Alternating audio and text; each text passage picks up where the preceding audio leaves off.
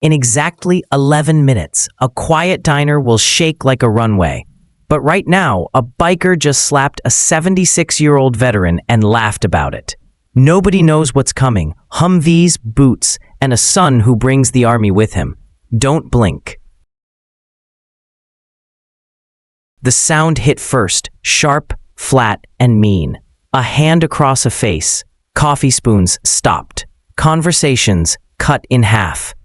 Heads turned toward the corner booth, where a broad-shouldered biker in a black leather jacket loomed over a silver-haired man in a faded cap, stitched with a single word, veteran. Frank Carter's cheek glowed red. His coffee cup rattled in its saucer, porcelain chattering against porcelain in his trembling old soldier hands. He didn't raise his voice. He didn't rise to meet the threat. He simply turned his head back, slowly, until those steel-blue eyes found the bikers. Beneath the years, beneath the wrinkles and the white hair, there was something colder than anger and deeper than pain. It wasn't fear. It was calculation. The biker leaned in, whiskey on his breath and arrogance on his tongue. That's what happens when you disrespect the reapers, old man. No one moved. The waitress, Leela, froze with a coffee pot mid-pour. The line cook spatula hovered over eggs that were already going rubbery. One booth over. A father curled an arm around his little boy and stared at the door, weighing escape against conscience. The neon clock above the pie case blinked 9:14 a.m. Frank Carter had survived 3 tours in Vietnam. He carried shrapnel in his leg like a pocketed coin. He'd buried friends without speeches and learned to live without applause. For 20 years, he'd come to this diner at the same time, ordered the same coffee, and left the same tip, folded under the same plate. Today was supposed to be like all the others. The biker blew that to pieces. He'd swaggered in 5 minutes earlier, laughing too loud, knocking a shoulder into Leela because he could, and carving up the room with the swaggering grin of a man who never met a consequence he couldn't outrun. His leather cut rode high across his back, a white skull with a scythe, and a banner that spelled Reapers. He slapped Frank when Frank said 2 quiet words, "Show respect." Now there was silence, the kind that turns every eye into a witness. The leather-jacketed man curled a fist in Frank's collar. "You got something else to say, Grandpa?" Frank didn't answer. He reached slow and small toward the wall phone behind the booth. Not a smartphone, not a sleek little rectangle. An old rotary, yellowed with time, the kind you have to commit to, 1 number at a time. He picked up the receiver, dialed, and held it to his ear. The biker snorted. "Who you callin'? Huh? The nursing home?" Frank's voice was steady. "Son, now." He put the receiver back in its cradle. No anger, no threat.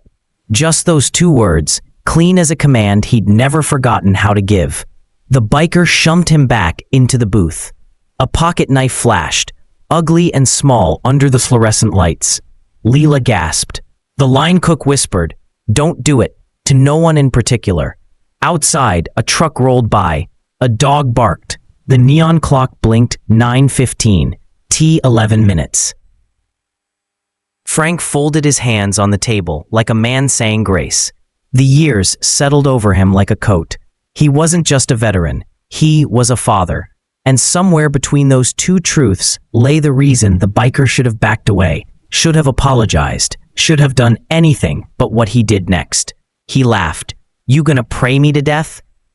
Frank's eyes flicked to Leela, still clutching the coffee pot like a shield. Her lip trembled. He had seen that look before. In bombed-out places, in faces too young for terror. His cheek burned where the slap had landed, but pride stung worse. He did not look at the knife. He did not look at the door. He looked at the clock. T 9 minutes. The bell above the entrance jangled as 2 more leather vests pushed in, scanning the room with the dead curiosity of men who like to watch fear happen. The biker in front, patch, stitched in thread across the chest, rolled his shoulders and kept the knife low. "Nobody leaves," he said, casual, like ordering fries. The father in the booth swallowed. Lila set the coffee pot down without clinking it. Frank shifted in his seat, his legs stiff where the shrapnel sometimes bit. The phone call had been short, just 2 words and a breath, but those words weren't a plea. They were a code. Old men and soldiers write their own emergency manuals, and Frank's had exactly one instruction. If you ever hear your father say, "Son, now," you move. T 7 minutes.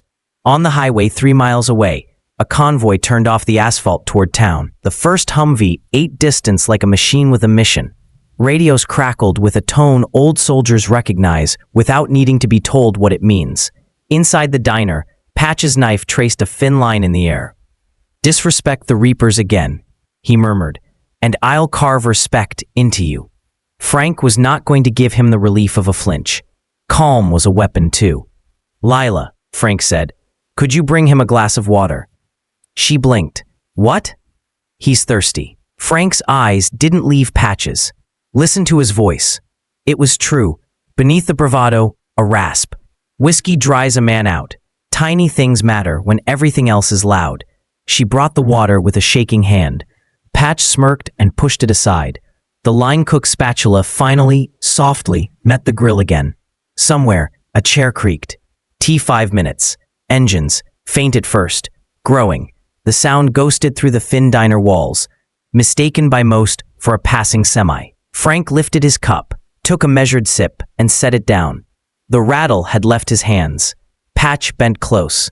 "You think somebody's coming to save you?" "No," Frank said. "I think someone's coming to educate you." T 4 minutes. A sheriff's cruiser glided to a stop across the street. The deputy inside lifted a radio, then froze as more headlights crested the road like a steel tide. T 3 minutes. The father and son in the booth exchanged a look. The boy mouthed a question. The father shook his head. "Wait." T minus 2 minutes. The first Humvee swung into the lot and braked hard. Gravel leapt. Tires spoke. Doors opened like punctuation. Boots hit ground in a rhythm that promised an ending. Patch's smile cracked. His 2 buddies stepped back without meaning to. Lila's hand flew to her mouth. T minus 1 minute. The diner door pushed open. The bell jangled once, soft and irrelevant against the sound of authority arriving. Captain Daniel Carter stepped through.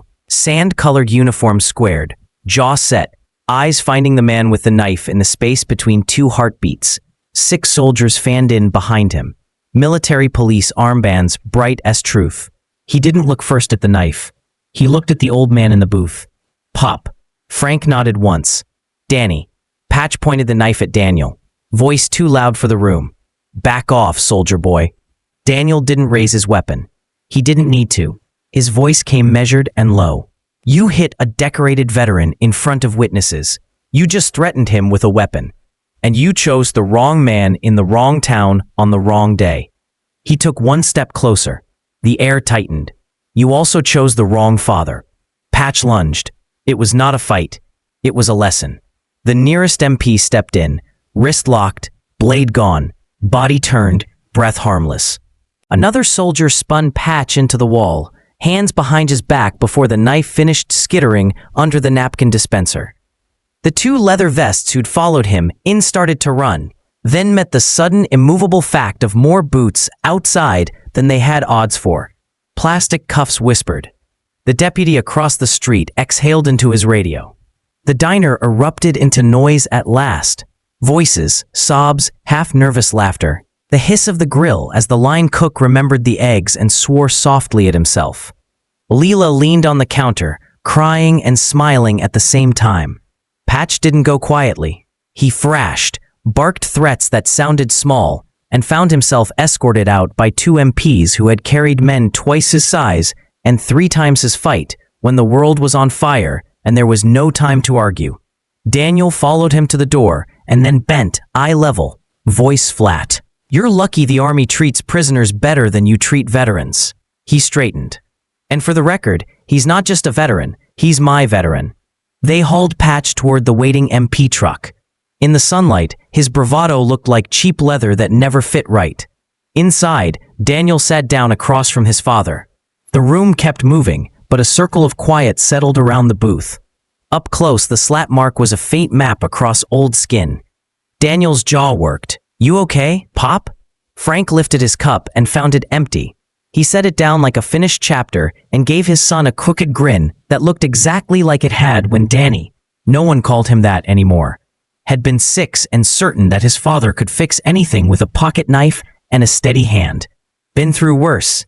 Daniel swallowed laughter he didn't expect and nodded. I know you have. He reached out a hand. For the first time in years, Frank let someone help him stand. The leg with the shrapnel behaved. Pride did too. Around them, the diner exhaled. Leela brought a fresh coffee he didn't need and a slice of apple pie he hadn't ordered.